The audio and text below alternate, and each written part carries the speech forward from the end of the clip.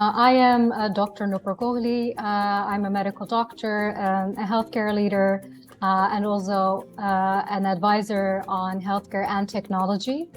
At the moment, I'm doing accelerated executive MBA at Harvard Business School.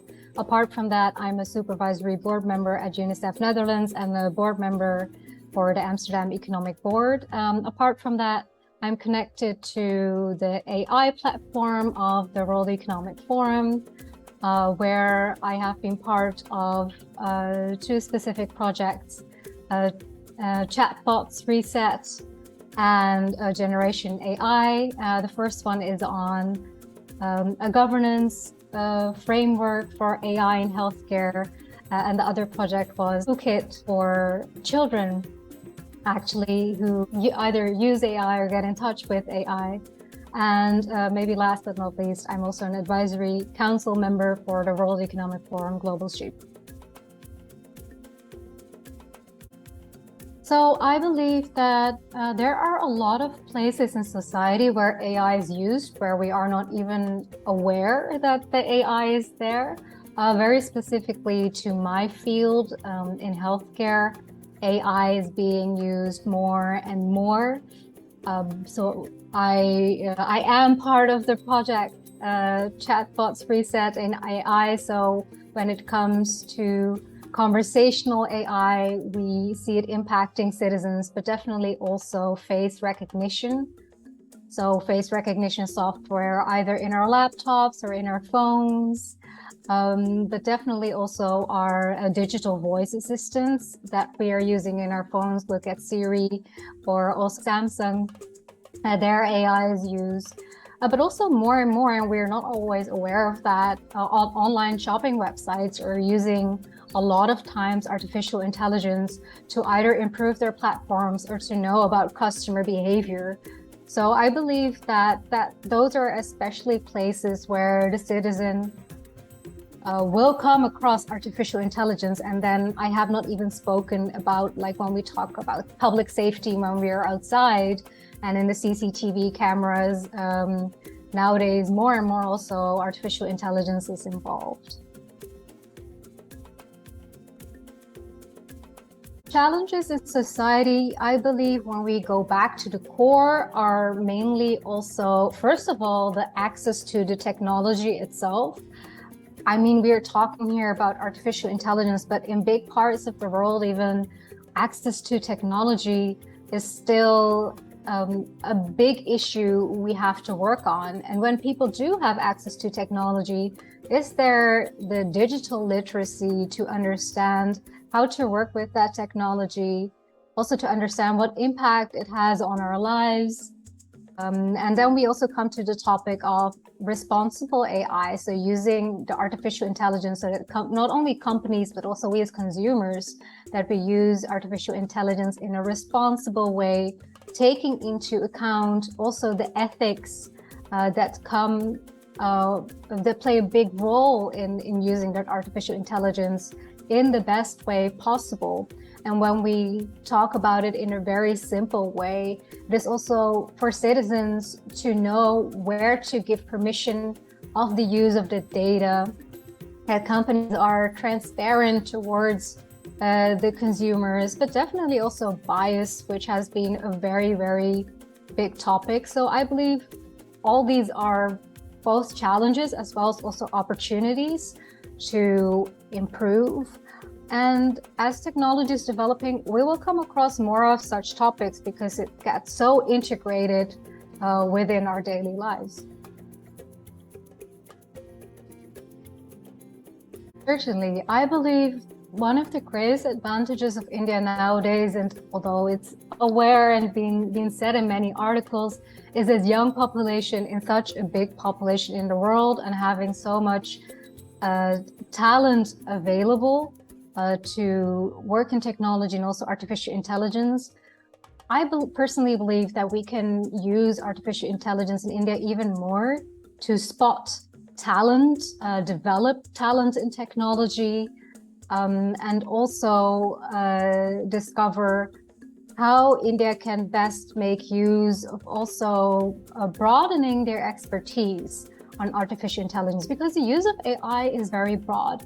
And when we do not keep up the speed of knowing what research is happening all over the world, how you can use it in the best way, then other countries might go faster. So I believe that that's very important when it comes to developing skills. So developing skills at all levels, not only at the research university level, but also at the, when we look at the vocational education, that it should definitely also happen there. And when I talk about the use of AI as broad, there are also specific niches within artificial intelligence itself. So you do not only measure or educate people in the broader sense, but look at what kinds of specific sectors, specific niches there where people can be used to develop their technical skills. And then again, I spoke about responsible AI. So we should, when we look at such a big country as India, and also rules and regulations, to look beyond the technical skills and how to use artificial intelligence in a responsible way. There is a lot happening. A national document has also been written, but still I would every time want to emphasize that when we have a country who's growing so fast, we cannot forget about the ethics and also especially use research and development and specific partnerships to keep up to speed with the rest of the world.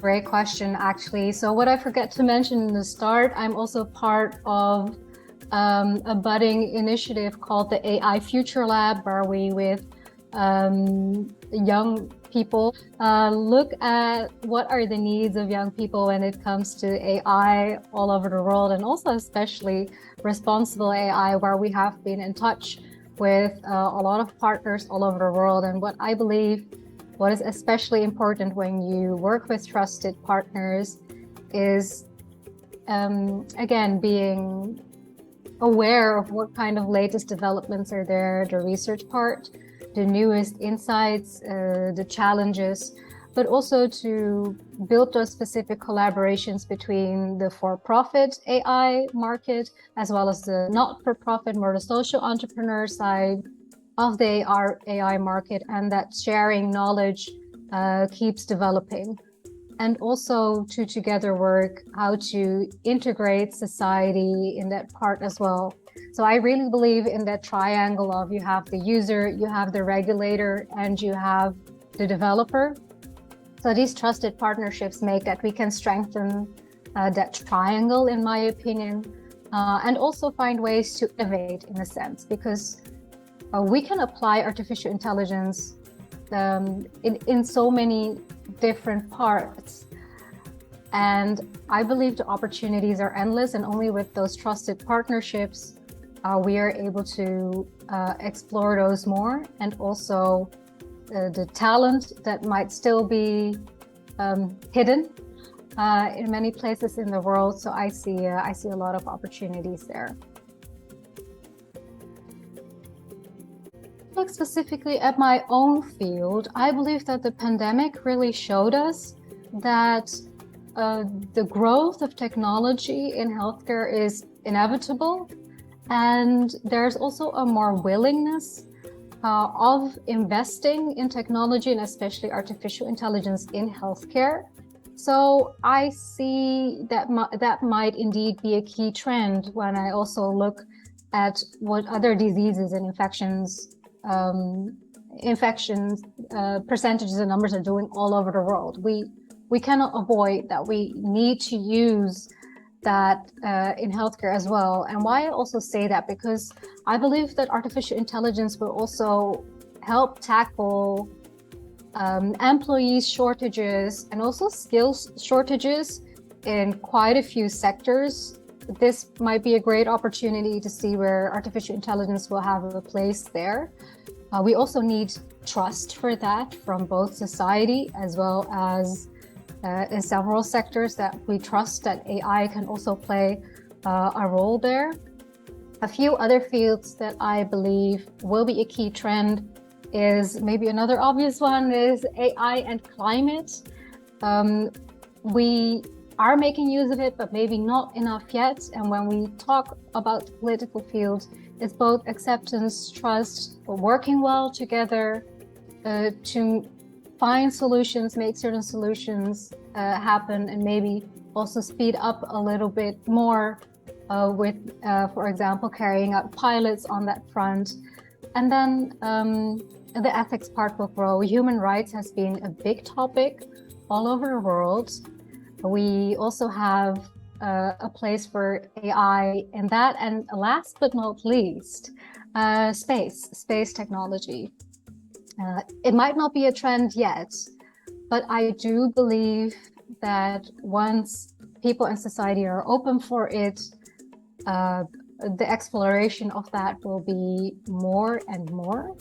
So those are a few things. And maybe a last thing that I would like to point out is when we not only talk about key trends, but also to take with a bit of caution, is that the right data is needed to also help these trends develop in the right way, and also to find the right technology talent, because as these sectors grow, you also, of course, need the developers, the people who will work on these topics, and to keep especially young people enthusiastic to work in these fields.